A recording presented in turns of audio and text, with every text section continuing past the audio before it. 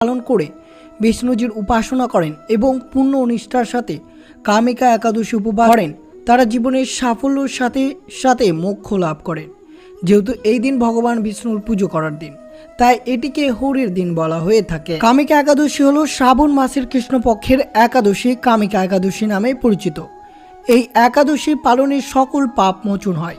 এছাড়াও এই শুভ দিনে অর্থাৎ 21শে জুলাই সোমবার, বিশেষ করে কামিকা একাদশীর দিন আপনারা অবশ্যই সকল ভক্তরা ব্রতটি পালন করে একাদশীর মাহাত্ম্য শ্রবণ করলে বাজপেয় যজ্ঞের পুণ্য ফল পাওয়া যায়। এছাড়াও গঙ্গা, গোদাবরী, কাশী, পুষ্কর ইত্যাদি দর্শনের সমস্ত ফল কামিকা একাদশীর মাধ্যমে কোটি গুণ লাভ করা যায়।